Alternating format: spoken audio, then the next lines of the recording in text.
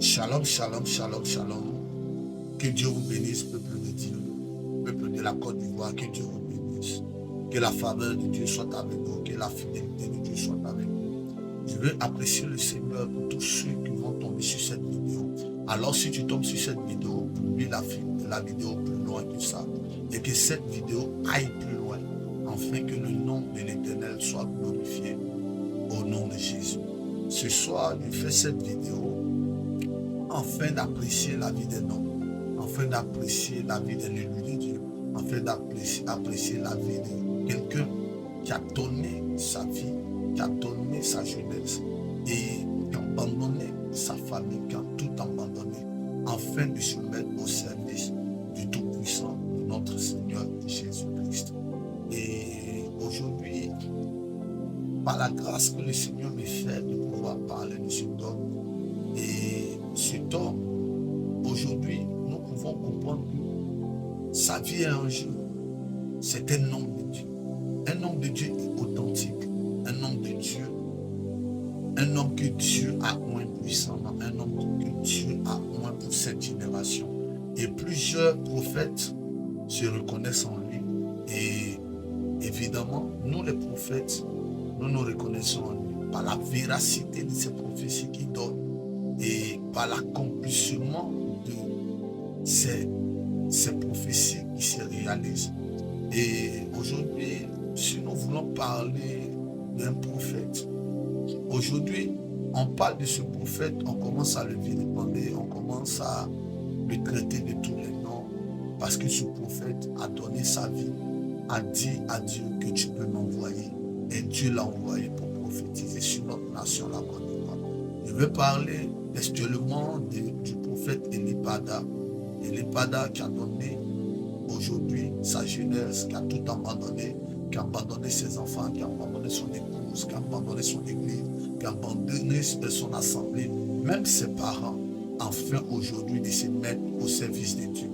Il a tout donné. Aujourd'hui, il est la sémence que Dieu a mis en terre, afin que plusieurs prophètes naissent, afin que plusieurs prophètes naissent dans la vérité. Je veux bénir le Seigneur pour la vie de cet homme de Dieu, au nom de Jésus-Christ de Nazareth. Je veux parler du prophète Elipada qui est venu dans les années 2000 et quelques, afin de parler de la part de Dieu, et que Dieu l'a pris de rien et Dieu a fait de lui. Il n'a même pas demandé à devenir un prophète, il n'a même pas demandé à servir Dieu. Et un jour, Dieu le prend et il fait de lui son roi. Aujourd'hui, cet homme de Dieu est beaucoup en danger. Il a donné sa vie, il a donné tout, comme Christ, afin de pouvoir sauver son peuple, sa nation. Et Dieu parle au travers de lui. Dieu parle au travers de ce qu'il est en train d'accomplir au travers de lui. On ne dit pas que c'est lui qui réalise, c'est lui qui annonce. Mais Dieu annonce les choses au travers de lui. Il a annoncé des prophéties qui ont été vraies, qui ont eu leur accomplissement dans le temps. Et nous avons vu ici, pendant qu'il donnait les prophéties, plusieurs l'acclamaient, plusieurs disaient que c'était un vrai prophète.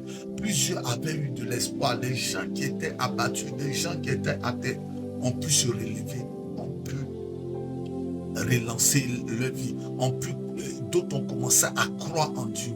Parce qu'il y a des prophéties dans lesquelles il a annoncé ces prophéties ont commencé à prendre vie.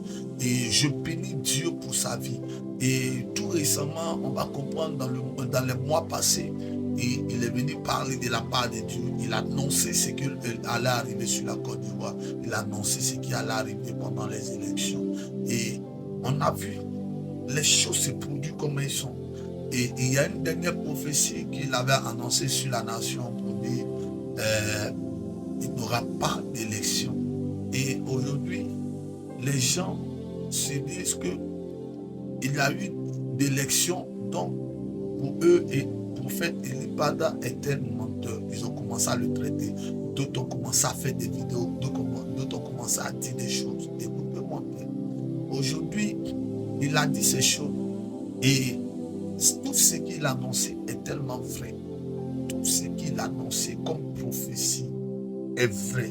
Tous les hommes de Dieu qui sont dans la vérité diront que non, la prophétie qu'il a annoncé est vrai.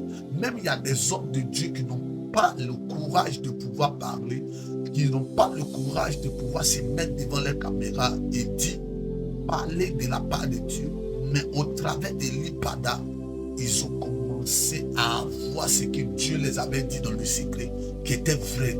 Mais écoutez-moi bien, quand Dieu les avait envoyés, ces premiers-là, ils n'ont pas voulu parler de la part de Dieu. Et Dieu a survolé sur la Côte d'Ivoire et s'est choisi quelqu'un qui a eu cœur de pouvoir annoncer les choses de sa part. Et il a choisi l'Ipada pour pouvoir annoncer. Nous tous, on a vu plusieurs choses. Dieu nous a montré par des songes. Avant que tout cela n'arrive, Dieu nous a montré des choses par des songes. Combien d'hommes de Dieu qui se sont levés pour dire ils vont parler de la part de Dieu? Combien d'hommes de Dieu qui ont pris le courage de dire que ce que Dieu est en train de me dire, il faut que je la mette à la lumière? Personne.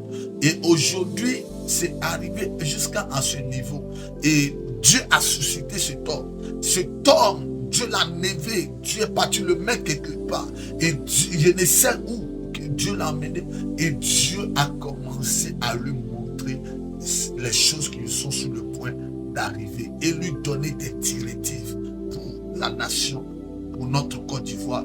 Et même, il a même prophétisé pour d'autres pays. Et ces choses-là sont arrivées. Mais pour l'élection, les gens disent que non, il a menti parce qu'on a vu. Mais écoutez-moi bien. Certainement, d'autres diront qu'il y a eu une élection. Il y a eu l'élection. Mais écoutez, est-ce que vous pensez que ce qui a eu dans cette élection qu'il y a eu, c'est l'élection dont Dieu parle? Dieu dit qu'il n'y aura pas d'élection. Et lui l'a annoncé. Et dans le commun des mortels, si ce qui s'est produit est une élection, gloire à Dieu. Mais cet homme de Dieu a annoncé de la part de Dieu. Et aujourd'hui, toute la Côte d'Ivoire le vilipende. Oh yeah! Ils étaient en train de dire que c'était un vrai prophète.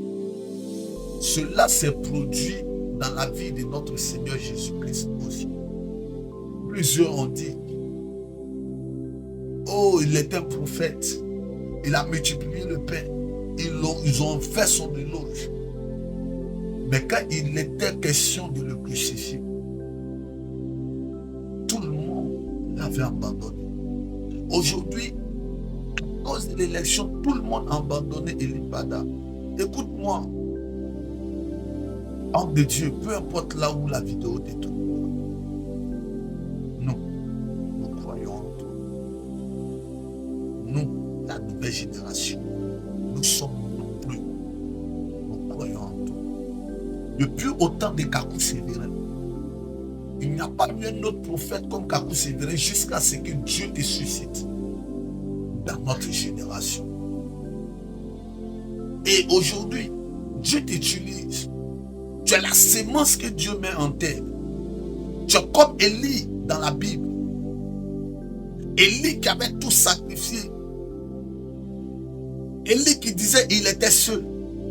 Dieu lui dit non, tu n'es pas seul. Il y a plusieurs comme toi qui est gardé dans les cavernes. Élie s'était confronté au pouvoir d'Akab.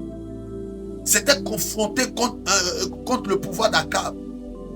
À cause de la mauvaise gestion d'Akab. Parce qu'Akab avait détruit les principes de Dieu en Israël. Akab avait accepté que les prophètes de Baal bâtissent des hôtels.